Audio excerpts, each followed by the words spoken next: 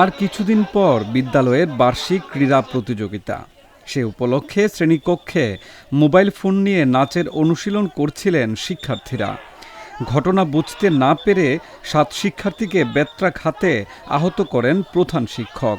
ঘটনা জানতে পেরে শিক্ষার্থীদের অভিভাবক ও বিক্ষুব্ধ জনতা প্রধান শিক্ষককে গণধোলাই দিয়ে বিদ্যালয়ে অবরুদ্ধ করে রাখেন। খবর পেয়ে প্রশাসনের হস্তক্ষেপে তাকে উদ্ধার করা হয়। 16 জানুয়ারি দুপুরে ঝালকাঠি সদর উপজেলার নাথুল্লাবাদ মাধ্যমিক বিদ্যালয়ে এই ঘটনা ঘটে। অভিযুক্ত তোফাজ্জল হোসেন বিদ্যালয়টির প্রধান শিক্ষক। এই ঘটনার পর আহত 7 শিক্ষার্থী ঝালকাঠি সদর হাসপাতালে চিকিৎসাধীন রয়েছেন। প্রাথমিক চিকিৎসা শেষে উন্নত চিকিৎসার জন্য বরিশাল শেরে বাংলা মেডিকেলে আছেন প্রধান শিক্ষক। আমাদের স্কুলে 28 তারিখ স্পোর্টস, সেই স্পোর্টসে আমরা ডিসপ্লে করবো, সেই ডিসপ্লেতে ডান্স করবো, মানে দলীয় নাচ আছে, ওই নাচটা আমরা করবো। এই জন্য প্রতিদিন বাসা থেকে আমরা ফোন আনি আমরা নাচছি। এই জন্য স্যার বুঝতে পারে না, স্যার দেখছে, স্যার দেখার পর স্যার একটু আগে গিয়ে আমাদেরকে মারছে না। আমাদের সাথে ম্যাম স্যাররা ছিল, আমাদের সাথে ম্যাম স্যাররা ছিল, আমাদেরকে তাদের মতো আমাদের সেবা করছে। জানা গেছে আগামী 28 জানুয়ারি বিদ্যালয়ের বার্ষিক ক্রীড়া প্রতিযোগিতা। সেই প্রস্তুতির অংশ হিসেবে ছাত্রীরা শ্রেণী কক্ষে দলীয় নৃত্যের অনুশীলন করছিলেন। প্রধান শিক্ষক সেখানে উপস্থিত হয়ে হঠাৎ ছাত্রীদের উপর বেপরোয়া বেত্রাঘাত শুরু করেন। এতে 7 শিক্ষার্থী গুরুতর আহত হন। এই ঘটনায় স্থানীয় অভিভাবক ও জনসাধারণের মধ্যে ব্যাপক ক্ষোভের সৃষ্টি হয়। ফোন দেখার পর স্কুল চলাকালীন তো স্টুডেন্টরা ফোন নিয়ে আসতে পারে না, কোনো স্কুলেই নেয় না। ওরা স্যারের ফোনটা দেখার পরে ম্যামের বলছে যে ব্যাট নিয়ে আসে। দুইটা করে ব্যাটের আঘাত করছে স্যারে, 2টা করে ব্যাটের বাড়ি দিয়েছে। বাড়ি দেওয়ার পরে স্যারে চলে গেছে।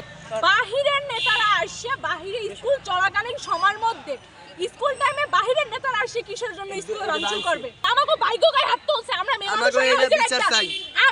আর ও ছিলাম ছেলেগো, আমরা ওই জায়গাতে ছেলেগো নামাইতে পারি না, যে রুমে মেঘো রাখছে ওই জায়গাতে আমরা ঠেললে নামাইতে পারি না।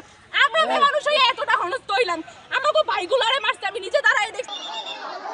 এ অবস্থায় ঝালকাঠি সদর উপজেলা সহকারী কমিশনার ও নির্বাহী ম্যাজিস্ট্রেটের নেতৃত্বে সদর থানা পুলিশের একটি দল বিদ্যালয়ের লাইব্রেরির কক্ষ থেকে প্রধান শিক্ষককে উদ্ধার করেন। তবে হাসপাতালে নেওয়ার সময় বিক্ষুব্ধ শিক্ষার্থী, অভিভাবক ও স্থানীয়দের তোপের মুখে পড়ে বহনকারী গাড়িটি। এতে আহত হন প্রধান শিক্ষক। পরিস্থিতি সামাল দিতে ম্যাজিস্ট্রেটের গাড়ির মধ্যে বসেই পদত্যাগপত্রে স্বাক্ষর করেন প্রধান শিক্ষক।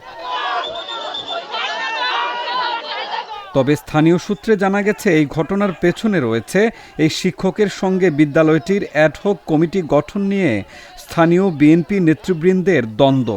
গত 15 ডিসেম্বর অনুষ্ঠিত এক সভায় ছাত্র, অভিভাবক ও স্থানীয় গণ্যমান্য ব্যক্তিরা বিএনপি সমর্থিত সভাপতি ও অভিভাবক সদস্য মনোনীত করেন।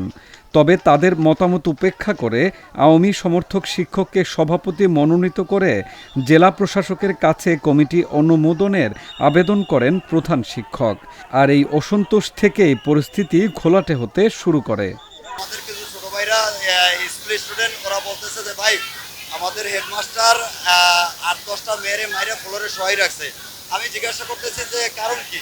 বলছে যে বেতন দিতে দেরি হয়েছে, তার জন্য আমাদের 9-10-এর যে ছাত্রীরা ছিল তাদেরকে অনেক মারধর করার কারণে অনেক বেহুশ হয়ে পড়ে রয়েছে। তারপরে আমি 3 তলায় যাই, অনেক লোকজন নিয়ে যাই, তারপরে ওখানে আমাদের অনেক স্টুডেন্ট ছিল। এই অত্যাচার আজ থেকে হচ্ছে না, আওয়ামী লীগের আমল থেকে অনেকবার এভাবে হয়েছে, কিন্তু কেউ প্রতিবাদ করে নাই। এখন আমরা গ্রামবাসী, আমরা ইউনিয়নবাসী চাচ্ছি যে এটা সুষ্ঠু বিচার। ছাত্রদের যে আটকাইয়া যে এরকম মারধর করা হয়েছে, কেন, উনি কিসের জন্য এরকম মারধরগুলো করছে? বেতন দিতে পারে নাই, এই ক্ষেত্রে এদের হয়তো দেরি হয়েছে বা কিছু এরকম একটা সমস্যা নিয়ে উনি এরকম মারধর করছে। এবং উনি আপনার বিগত আরো আগে ওনার নামে আরো অনেক কমপ্লেন আছে, এই স্কুলে ওনার নামে আরো একটা না হাজারো কমপ্লেন আছে।